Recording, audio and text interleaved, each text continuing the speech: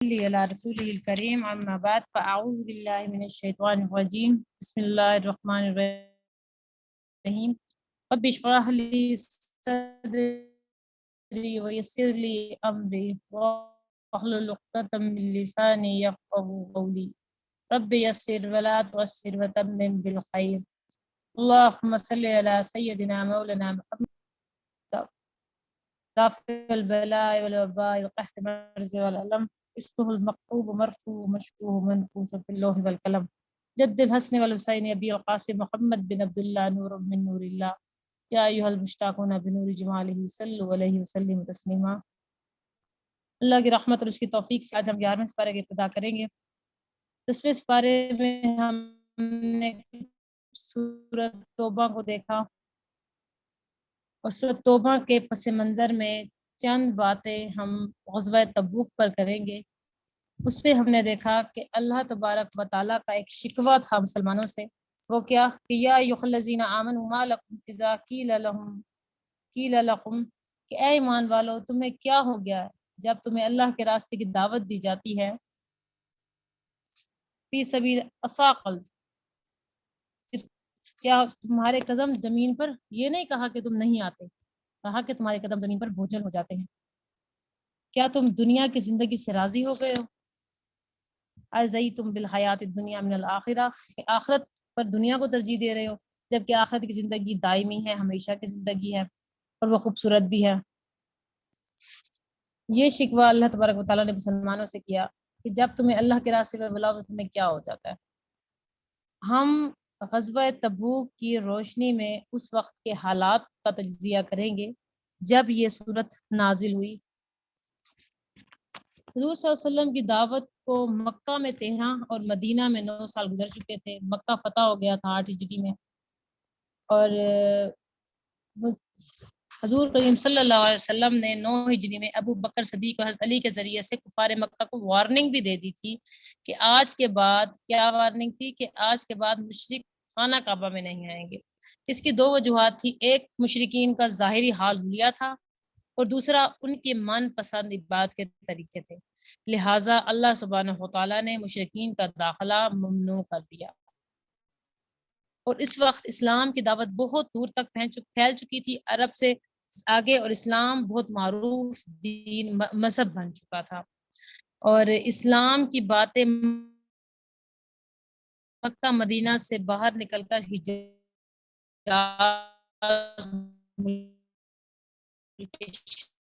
شام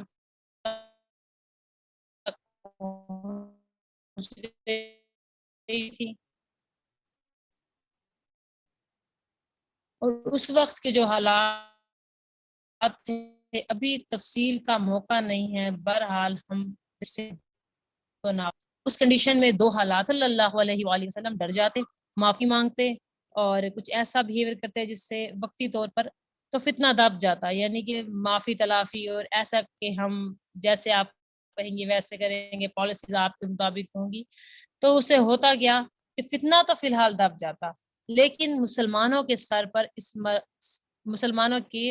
سر پر ان حکمرانوں کی تلوار لٹکتی رہتی اور غیر مسلموں کی مداخلت رہتی، اور کوئی بات مسلمان اپنی مرضی سے کرتے تو ان پہ سر پہ کھڑے ہو جاتے۔ اور دوسری کیا کنڈیشن تھی کہ وقتی فوائد کو نہ دیکھتے ہوئے، دھمکی سے نہ ڈرتے ہوئے ان پر حملہ کریں۔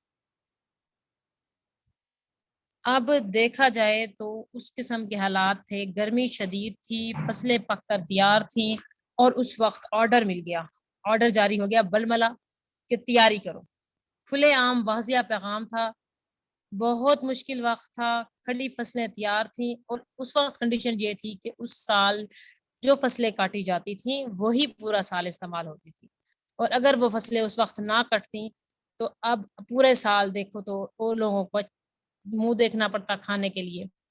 لیکن کسی بھی صحابہ نے چوچرا نہ کی، آج کے حالات کے بارے میں ہوتا تو کہتے 15 دن ٹھہر جائیں، یا ابھی تو صرف دھمکی آئی ہے، دیکھیں آگے کیا ہوتا ہے، ہم فصلیں کاٹ لے آرام سے چلے جائیں گے، موسم سدھر جائے، لیکن کسی بھی صحابی نے چوں چرا کیے بغیر کھڑے ہو گئے، اور اس وقت کیا تھا، فرض کفایہ تھا، ہر آدمی کو نکلنا تھا، ہر بندے کو نکلنا تھا، اور مسافت کتنی تھی، پورے 1 مہینے کی۔ تو آج سے ہم اگر ریلیٹ کرنا چاہیں کہ ہمارے پر ایسے حالات آئیں تو کیا رد بدل ہوگا، کہتے کیا ضرورت ہے، ہم کیسے اپنے گھر کے بچے چھوڑ کے جائیں، کھانا نہیں ہے، پینا نہیں، ہتھیار نہیں، یہ نہیں، بے وقوفی ہے، فلاں۔ کسی نے ایک لفظ کہے بغیر سب کھڑے ہو گئے، بے خطر کود پڑا آتش نمرود میں عشق، عقل ہے محو تماشا لبے بام ابھی۔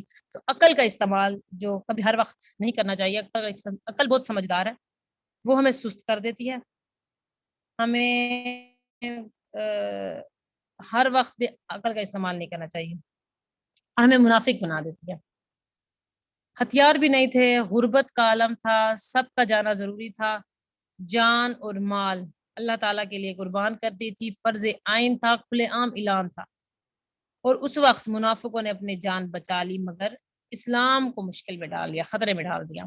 لیکن جو مسلمان تھے وہ تیار ہو گئے، ان کا لشکر تیار ہے، جیش الوسرا کہتے ہیں تنگی کا سفر۔ اس وقت سواری حالات کیا تھے، شدید گرمی میں فاصلہ 1 ماہ کی مسافت کا تھا، اور 18 لوگوں کے لیے 18 لوگوں کے لیے 1 اونٹ موجود تھا، 18 لوگ 1 اونٹ پر سفر کرنا تھا، اور ہر روز 1 کھجور ملتی تھی، اور صحابہ کہتے ہیں کہ ہم ان کو چوستے چوستے اس کی گٹھلی تک ختم ہو جایا کرتی تھی۔ تو پوچھا گیا کہ 1 کھجور کرتی کیا تھی، تو فرمایا کہ جب وہ کھجور بھی ختم ہو گئی اس دن پتا چلا کہ 1 کھجور کیا کرتی تھی۔ تو آج تو ہمارے پیٹ بھرے ہوئے ہیں، اور ہمیں اگر اللہ کی دعوت کے لیے بلایا جائے تو کتنے اور کون کون تشریف لاتا ہے، اپنا محاسبہ ساتھ ساتھ کرتے جائیں۔ اس وقت پھر کیا کنڈیشن ہوئی کہ جب پانی اور کھانا ختم ہو گیا تو اونٹ کو ذبح کیا گیا۔ اونٹ کے اندر ایک ایسا پروسیجر ہوتا ہے کہ پانی سیو ہو جاتا ہے، اس پانی کے استعمال کے لیے بھی اور اس کے کھانے کے لیے، پھر اونٹ ذبح کرنے شروع کر دیے۔ کیا ایمان تھا، کیا جوش تھا، کیا جذبہ تھا، شدید گرمی، گھر چھوڑ دیا، فصل چھوڑ دی، کاروبار، تجارت، ایمان کے دفاع کے لیے چلتے کاروبار چھوڑنا عام بات نہیں ہے، گھر پھر انسان چھوڑ دیتا ہے کہ پھر آ جائیں گے، لیکن تجارت اور اپنی کاروبار کو چھوڑنا مردوں کے لیے بہت مشکل ہے۔ اچھا یار میں اس بارے میں ہم سورۃ توبہ کا کچھ حصہ پڑھیں گے، سورۃ یونس کمپلیٹ، اور سورۃ ہود کی چند آیات، اور فطرت انسانی ایک ہے۔ سابقون الاولون کے لیے خوشخبری ہے، کچھ پوائنٹس ہیں جو ہم اس بارے میں پڑھیں گے، وہ نوٹ کرتے جائیں۔ سابقون الاولین کے لیے خوشخبری ہے، اور منافقت کے خوگر شہری جو موجود ہوں، سستی اور تساہل سے بچو، اس بارے کا پیغام ہے۔ صدقہ مال کے تزکیے اور تطہیر کا ذریعہ ہے، مسجد درار کے بارے میں ہے جو منافقوں نے بنائی تھی۔ اللہ کے لیے جہاد کرنے والوں کے لیے ایکسٹرا انعامات موجود ہے، یہ بھی اس میں اس بارے میں ہے۔ مومنین کے صفات کا ذکر کیا گیا، جب انسان مسائل مستقل گناہ کرتا رہتا ہے تو اس کے دل کے اندر گمراہی کے بیج ڈل جاتے ہیں، اور اللہ تعالیٰ اپنے راستے پر چلنے والوں کا جو بہترین صلہ دیتا ہے وہ قرب الہی ہے۔ اسلامی مرکز سلطنت کے استحکام کا اولین اصول اس بارے میں بتایا گیا، اور شک و شبہ کرنے والا کفر کا مریض ہے، کفر کا مرض اس دل میں ہے۔ اور نبی صلی اللہ علیہ وسلم کی کچھ باتیں ہیں، اولیاء اللہ کا ذکر ہے، قرآن کی ہدایت اور نور اور بشرا ہونے کی دلیل ہے اس قرآن میں۔ اللہم ارنی حقا کہ ہمیں حق دیکھنے کا بتایا گیا،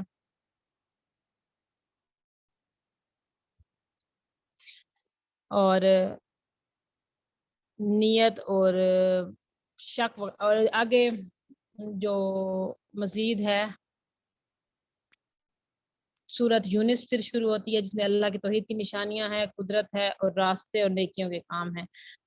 اور پھر جو پن پوائنٹس ہیں سورۃ توبہ کو پڑھنے کے بعد جو لفظ ہے پچھلے سپارے کا تھا وعلم، علم حاصل کرو، اور آج کا جو سپارے کا مین لفظ ہے یا تذرونا، معذرت، عذر کرنے والے، بہانے بنانے والے۔ اللہ تعالیٰ کے راستے میں بہانے قبول نہیں ہوتے، سورۃ توبہ کے بعد ایسا لگتا ہے کہ اللہ تعالیٰ نے انسان کو مخالف سمت پر چلنا سکھا دیا ہے۔ ایک مجاہد کی زندگی بہت زیادہ حالات کے رحم و کرم پر ہوتی ہے۔ جب تبوک جیسے معاملات آ جائیں، بلکہ ہر وقت ہی اس وقت تبوک جیسے اسباب موجود ہو سکتے ہیں، ہم یہ ہرگز نہیں کہہ سکتے کہ رسول کریم صلی اللہ علیہ وسلم کی زندگی میں تو ایسا ہوتا تھا، اب نہیں ہوتا۔ تو ایسے وقتوں میں اگر کوئی اپنی جان بچا کر گھروں میں بیٹھا رہے تو اللہ کا یہ جملہ اس پر ہی نافذ ہو جائے جو کہ ابھی ہم نے پڑھا تھا، یا ایھا الذین آمنوا ما لکم، کہ کیا ہو گیا آپ کو کہ جب آپ کو بلایا جاتا ہے، جب آپ کی ضرورت ہوتی ہے اسلام کے استحکام کے لیے، آج اسی طرح سابقون الاولون کی ضرورت ہے۔ تو جب ہم دوبک کے گھر بیٹھ جائیں ڈر کر اپنے گھر اور مال اور جان کو فائدے کے لیے، تو اللہ تعالیٰ کیا کہتے ہیں کہ تمہیں دنیا اتنی پیاری ہو گئی ہے۔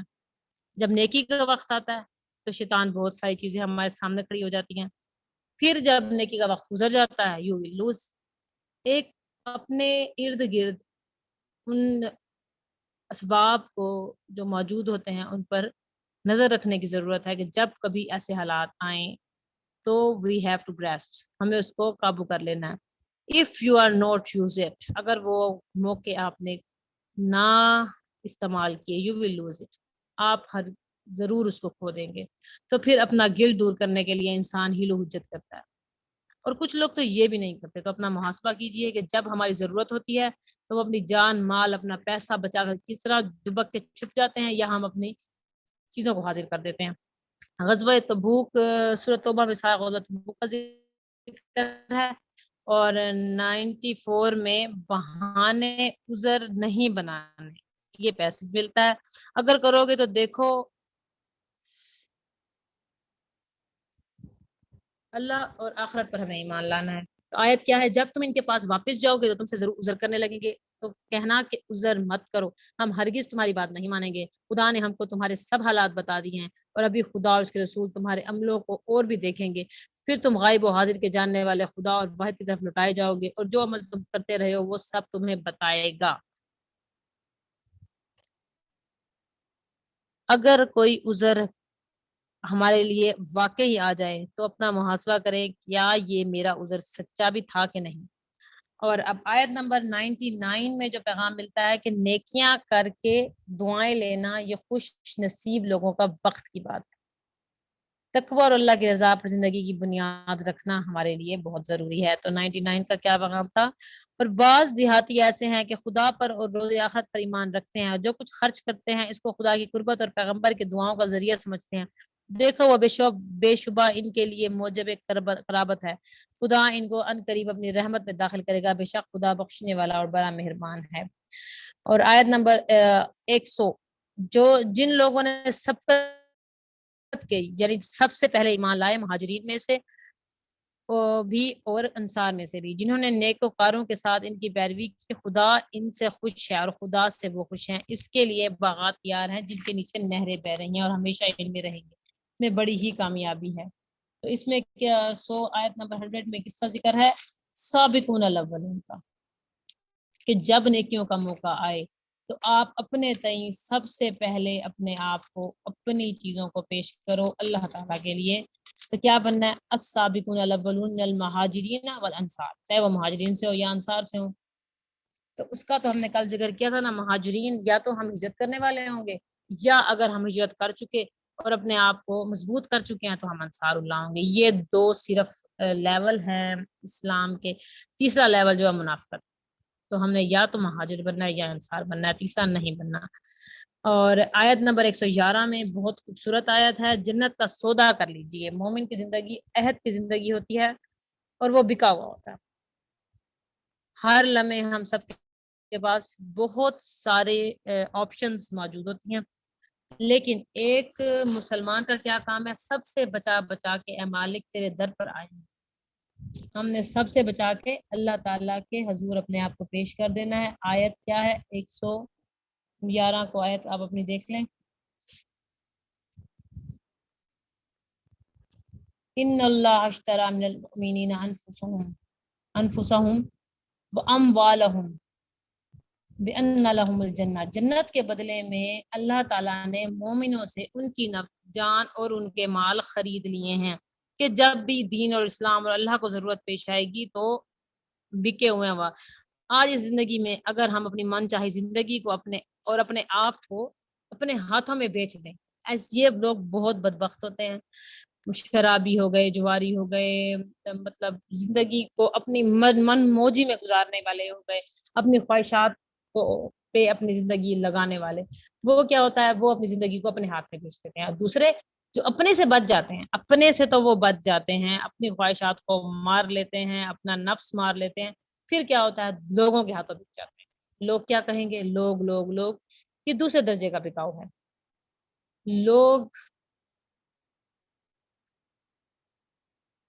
لوگوں کے ہاتھوں جو بک جاتے ہیں، لوگ کیا قیمت دیں گے؟ پرانی چیزوں کی لوگ آدھی قیمت بھی نہیں دیتے، اور جب پتہ ہو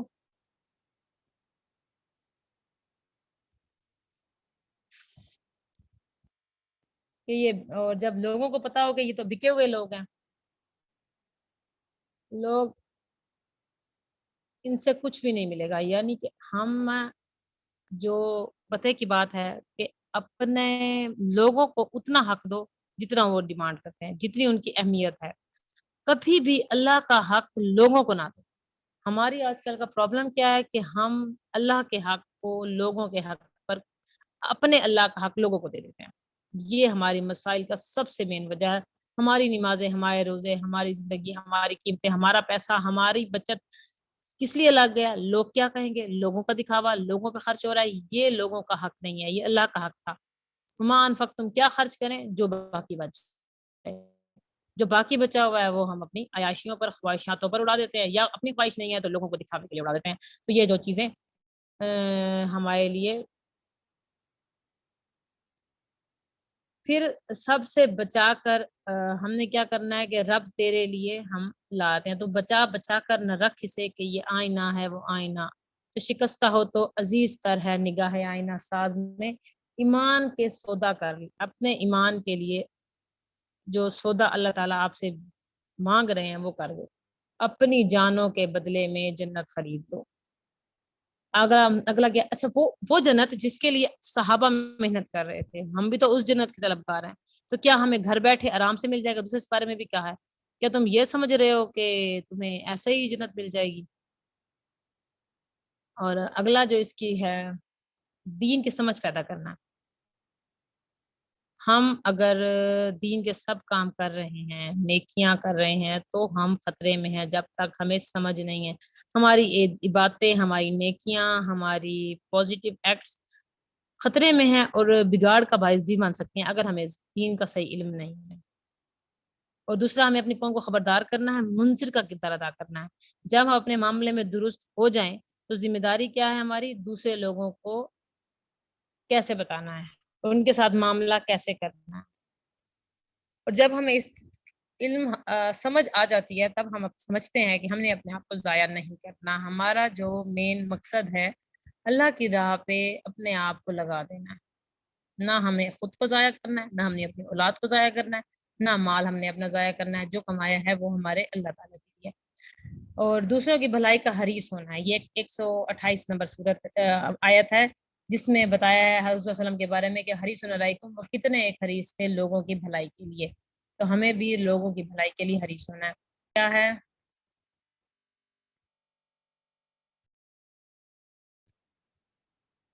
مومنوں پر شفقت اور مہربانی کرنا ہے۔ تم اپنے آپ کو اللہ کی مرضی کا بنا لو تاکہ اللہ جو تمہارے ساتھ معاملہ بنائے اس سے بہتر طریقے سے لے لو۔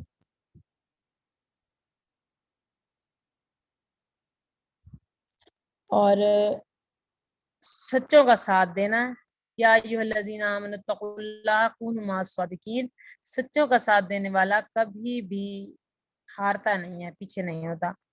اللہ نیکی کی بنیادیں تقوی پر اللہ تعالیٰ ہماری نیکی کی بنیادیں تقوی پر رکھ دے، اور جس کی نیکی کی بنیاد تقوی پر ہوتی ہے، اللہ اس کے لیے نیکی کا راستہ کھول دیتا ہے، اور اس نیکی کو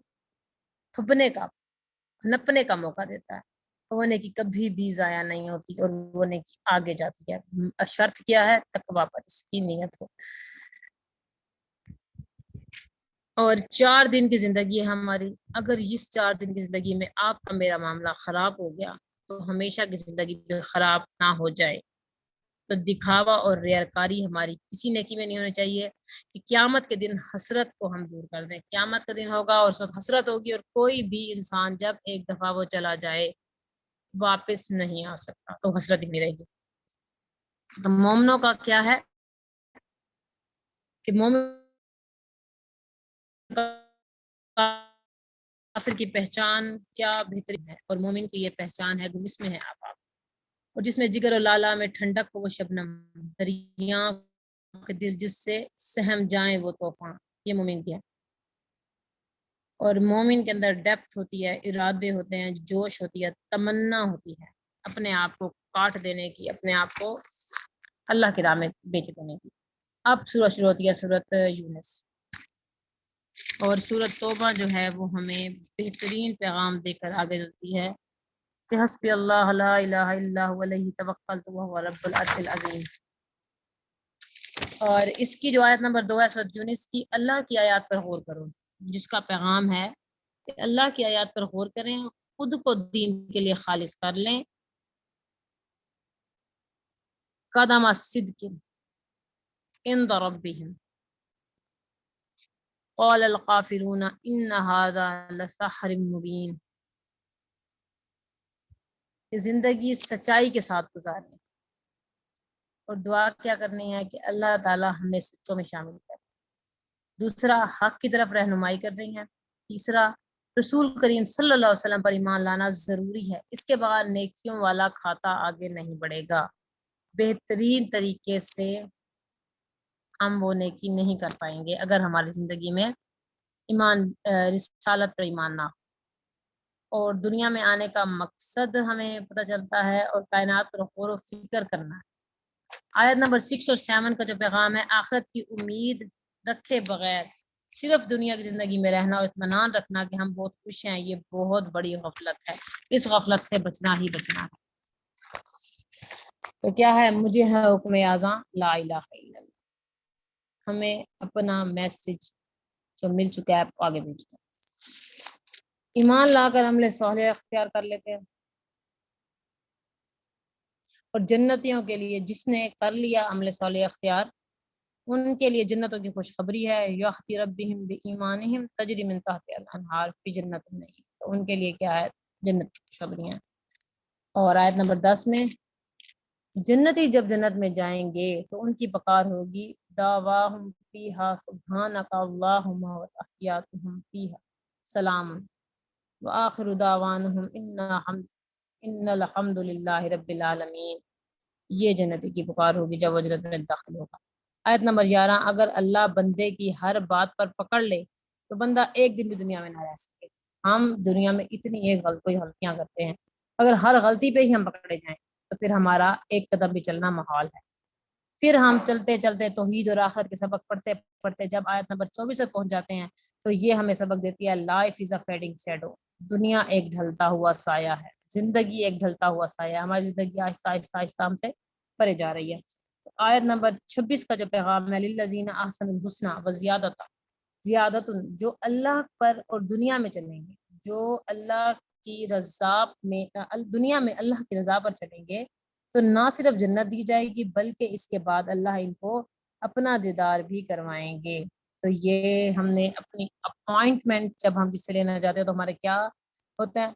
ہم نے دنیا میں رہتے ہوئے اللہ تعالیٰ کے ساتھ، میں نے اپنے عمل سے اس دنیا میں اللہ کے دیدار کی بکنگ کروانی ہے انشاءاللہ، کہ ایسا عمل ہم کریں کہ جب قیامت میں ہم جنت تو جنت، ہمیں اللہ تعالیٰ اپنا دیدار بھی کروائیں انشاءاللہ عز و جل۔ تو آپ وہی سمجھ لیں کہ ہم نے پہلے سے اپوائنٹمنٹ لے کے جانی ہے کہ ہم نے اللہ کا دیدار کرنا ہے۔ آیت نمبر 27، وہ لوگ جنہوں نے برے اعمال کیے، شرک کیے، ان کے چہرے کالی رات کی طرح سیاہ ہوں گے۔